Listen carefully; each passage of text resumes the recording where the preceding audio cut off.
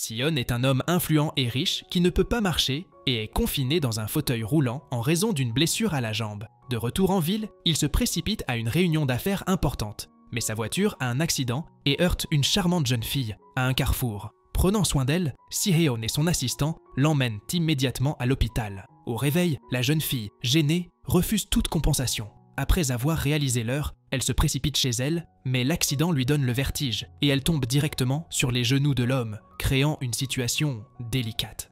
En vrai gentleman, il la reconduit chez elle, où Si-Yeon entend des cris et des disputes. Il s'avère que sa mère est harcelée par une femme et sa fille qui prétendent avoir le droit de vivre dans leur maison. Puisque Si-Yeon et la mère de la jeune fille partagent le même père, elle protège sa mère et repousse les étrangers, les traitant d'imposteurs. Enragée, l'autre femme attrape un tesson de vaisselle cassé et l'attaque, essayant de se suicider. Au dernier moment, l'assistant de Si-Heon apparaît et arrête la femme agressive, sur quoi un homme riche apparaît dans la pièce. Il s'avère qu'il s'en est pris à la fille parce qu'elle avait oublié son sac à main dans la voiture. Une femme insolente nommée Jiang tente de poursuivre la dispute avec la famille de la jeune fille, mais l'assistante ne lui permet pas de parler et la met en garde contre les conséquences possibles du conflit. Réalisant cela, elle et sa fille partent et la mère de la fille tombe malade. Alors que l'homme et son assistant s'en vont, la jeune fille se précipite après eux pour le remercier. Si-Heon demande de manière inattendue l'âge de la fille, ce qui choque l'assistant puisque l'homme d'affaires ne s'est jamais intéressé aux informations personnelles d'une autre femme. Avant de remarquer un insecte sur sa jambe, la jeune fille a peur et s'assoit accidentellement sur l'homme, ce qui semble très mignon et romantique. Après avoir déclaré qu'elle lui devrait une faveur, la jeune fille lui donne sa carte de visite. Le soir, il attend un message et suppose que la jeune fille n'a pas trouvé son numéro de téléphone portable. L'assistant remarque l'agitation de Si-Heon, mais l'homme feint à nouveau l'indifférence. Après avoir reçu un joli message de la fille à l'heure du coucher, il sourit, la trouvant assez intéressante. Un peu plus tard, la jeune fille entend ses parents se disputer parce que Jiang et Tsing-Shan sont apparus dans leur maison. Jiang est la fille adoptive de son père, qui avait une famille avant son mariage avec sa mère. Désormais, l'ex-femme du père et sa fille veulent une parenté, car leur famille est très riche et ne se refuse rien. Réalisant que sa mère est faible et ne peut pas se défendre, Xiang demande à son père de ne plus jamais revoir son ex-femme et sa fille. Xiang veut travailler pour l'entreprise familiale, mais son père ne lui propose qu'un poste de serveuse dans l'un de leurs restaurants. Quelque temps plus tard, Xiang commence à travailler comme serveuse lorsqu'elle rencontre soudain Si-Ten. Confuse, la jeune fille ne comprend pas tout de suite quoi dire à l'homme qui lui demande soudain si elle va vraiment épouser le fils de la famille Lin. Ne réalisant pas de quoi il parlait, Xiang se souvient brusquement que ses parents voulaient qu'elle épouse un homme digne et qu'ils avaient rendez-vous avec la famille Lin aujourd'hui même. Dans l'espoir d'éviter que cela ne se produise, la jeune fille s'enfuit et devient déprimée, croyant qu'elle ne tardera pas à se marier. Parallèlement, le père de Jiang continue de passer du temps avec son ex-femme afin de mieux accueillir sa propre fille Qin-Qian. Pendant ce temps, Xiang se dépêche de rentrer chez elle, où elle rencontre ses parents et Monsieur Lin. Elle essaye d'interférer avec ce qui se passe lorsqu'elle rencontre soudainement son fiancé Ji, qu'elle n'a pas vu depuis de nombreuses années. Les familles décident d'organiser un mariage d'affaires entre les enfants pour unir les entreprises et sont prêtes à célébrer les fiançailles demain afin que Ji et Xiang puissent se marier d'ici la fin de l'année. Ne sachant pas ce qu'elle devrait faire, Xiang invite Ji dans sa chambre et lui propose de s'asseoir plus près. Elle lui demande de se déshabiller et l'aide même à déboutonner sa chemise. Mais en même temps, elle n'est pas pressée d'embrasser Ji, qui est amoureux d'elle. Au moment le plus inopportun, Qin-Shin écrit au gars et il s'avère que Ji sort avec sa demi-sœur Qiang. Agissant selon son plan, Xiang continue de séduire son futur mari, après quoi elle le frappe au visage. Tombant sur le lit, elle crie et appelle à l'aide, prétendant que Ji voulait la prendre de force. Xiang se fait passer pour une victime, ce qui fait que Ji se fait frapper au visage par son père. Agissant avec prudence et utilisant un déguisement, Xiang aperçoit Ji dans les bras de sa demi-sœur et prend des photos compromettantes. Déterminé à aider le couple à devenir un mariage heureux, Xiang commande une bouteille de vin dans leur chambre pour aider la relation amoureuse de Ji et Qin-Shin. Xiang surprend ce qui se passe, mais se retrouve dans une position délicate lorsqu'elle est accueillie par Xan et son assistant dans le couloir. La jeune fille est gênée de s'être rencontrée, là-bas par hasard, mais il s'avère que ce Hen la suivait délibérément et que cet hôtel est sa propriété. Le lendemain matin, la jeune fille doit se rendre au restaurant où doivent avoir lieu ses fiançailles. Elle n'est pas nerveuse, car elle sait avec certitude que Tis a trop bu et qu'il est peu probable qu'elle se lève du lit pour venir à la cérémonie et devenir son fiancé. Quelques heures plus tard, Su se réveille et constate que son téléphone a été déconnecté. Réalisant qu'il est trop tard, le gars se précipite à la fête de fiançailles, mais il peut à peine se tenir debout. Profitant de l'absence de Ji, Xiang annonce qu'il n'y aura pas de fiançailles et que les invités peuvent se disperser. Monsieur Lin leur demande d'attendre et attribue le retard de son fils aux embouteillages. Mais Xiang sait avec certitude que Ji est à l'hôtel avec une autre fille et le prouve en montrant une photo d'eux ensemble sur grand écran. À ce moment, Xin apparaît dans le hall avec son assistant et déclare qu'il est prêt à être le premier à enchérir pour la main et le cœur de Qiang. Le père de la jeune fille est tellement inspiré qu'il donne son consentement à la place de sa fille. C'est son opinion qui compte pour le puissant homme d'affaires. Xiang hésite et lui demande de lui laisser le temps d'y réfléchir. Quelques jours plus tard, Ji retrouve Xiang et l'attaque. Il devine qu'elle a envoyé du vin dans sa chambre et dans celle de Xinxian. Incapable de rattraper la jeune fille, il insulte sa mère et reçoit un coup de poing au visage. Le couple se rend dans un restaurant que l'homme riche a loué rien que pour eux deux. Resté seul, Xin demande à la jeune fille si elle a réfléchi à sa proposition. Xiang commence à être sournois et l'homme suppose qu'elle veut le refuser à cause de ses problèmes de jambes. Dans le même temps, Xiang suppose que l'homme d'affaires est trop riche pour vouloir sérieusement être le mari d'une fille simple comme elle. Sen l'accepte comme un accord pour devenir sa femme. Après le dîner, la jeune fille propose de compenser, mais Sen lui rappelle qu'elle est sa fiancée. Embarrassée, la jeune fille tente de s'enfuir, mais se cogne la tête contre un arbre et tombe sur un homme en fauteuil roulant. Il trouve cela amusant et demande à Xiang de ne pas être nerveux. Pendant ce temps, Ji trouve du réconfort dans les bras de Xinqian et se plaint du comportement de sa demi-sœur. N'ayant pas assez d'argent, elle demande aux voyous de faire pleurer Xiang.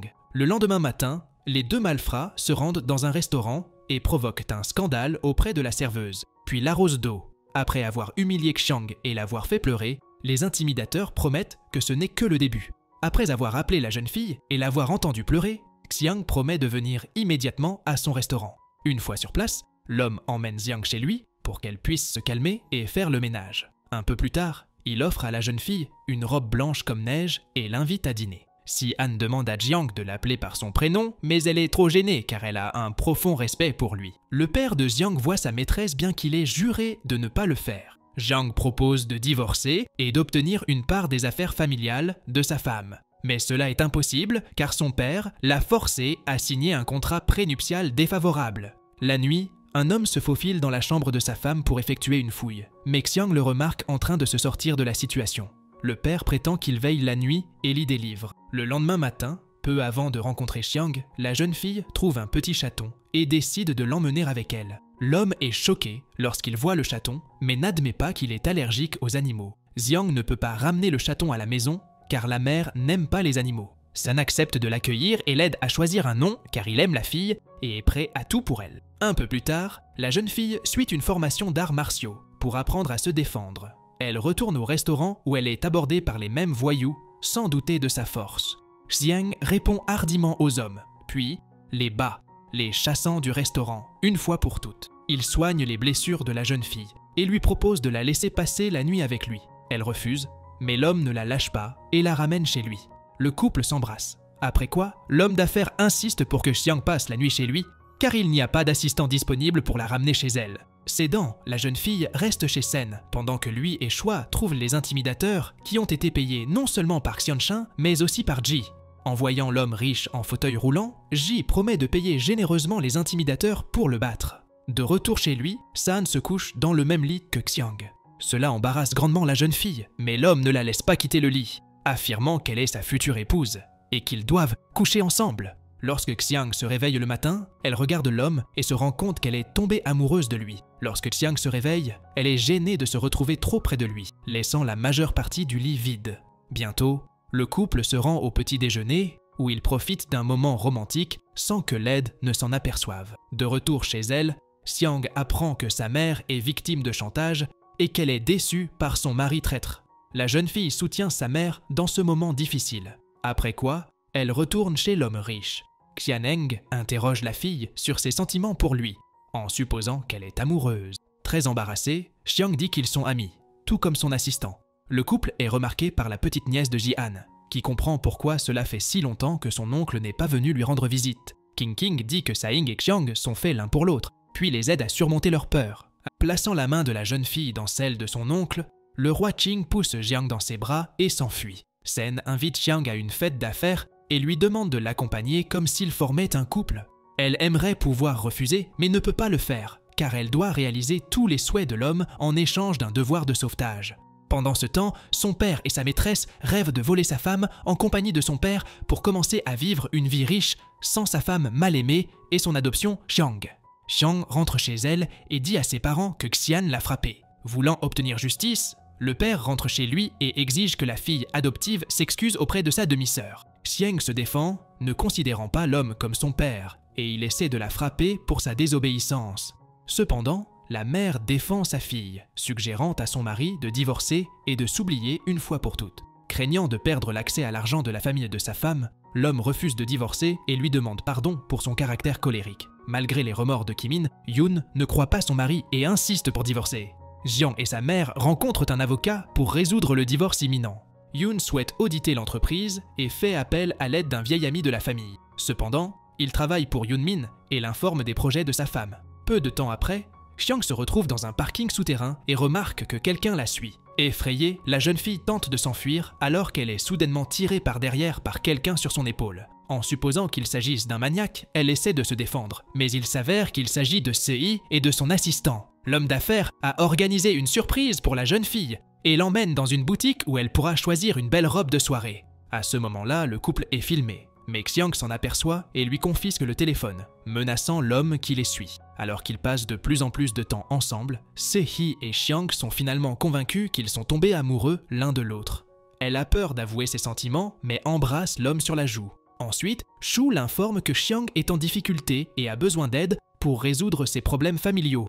Au même moment, la jeune fille et sa mère se rendent au bureau où elles sont volontairement détenues, pendant que Yiming fouille la maison à la recherche d'un contrat. Réalisant que l'employé de bureau les trompe, Xiang et sa mère partent. Yiming trouve les documents et les déchire en petits morceaux, jetant le contrat dans les toilettes. De retour chez elle, Yoon force son mari à signer les papiers du divorce et essaie de trouver l'accord prénuptial, pour découvrir soudain qu'il y a des morceaux de papier vierge dans l'enveloppe. Yiming n'a pas l'intention de quitter la maison. Comme l'indique le contrat, Xiang le bouleverse en déclarant qu'elle a le contrat original. L'homme déchire une autre enveloppe, mais il s'avère que celle-ci n'est également qu'une copie du document. Yiming pense avoir gagné de toute façon puisqu'il a transféré tous les actifs de l'entreprise sur un autre compte. Mais il s'avère que Xiang a réussi à geler son compte quelques minutes auparavant. Lorsque Xiang et sa mère étaient au bureau, Se-han et son assistant les ont trouvés et ont dénoncé le commerçant. Peu avant les conflits, l'homme d'affaires avait non seulement acheté des actions de l'entreprise familiale de Xiang, mais avait également gelé les avoirs de Yumin. Soupçonnant qu'il allait trahir sa famille, l'homme, ayant perdu la guerre, demande au moins un salaire. Lorsqu'il est refusé, il attaque Jiang pour déchirer l'accord de divorce. Au moment du combat, Se-hen et son assistant apparaissent dans la pièce. L'homme d'affaires demande constamment à Yimin de quitter la maison de sa future épouse une fois pour toutes, et Yinan doit l'accepter.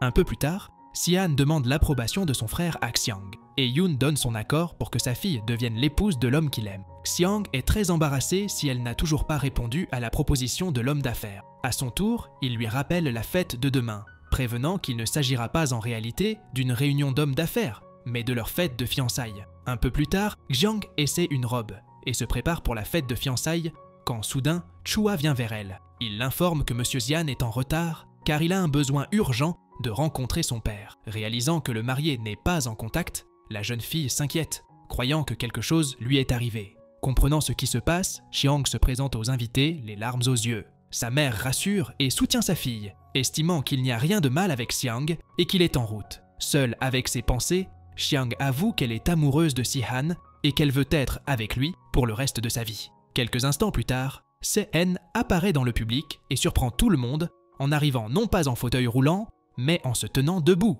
Il s'avère que depuis le premier jour où il a rencontré Xiang, il s'est entraîné dur et a fait tout ce qu'il pouvait pour lui redonner une vie bien remplie. Se souvenant des moments heureux, le couple annonce ses fiançailles et se marie bientôt. J'espère que vous l'avez regardé jusqu'à la fin et que vous l'avez vraiment apprécié. N'oubliez pas de liker et de partager avec vos amis et votre famille. Maintenant, regardez ces histoires incroyables et profitez de votre journée.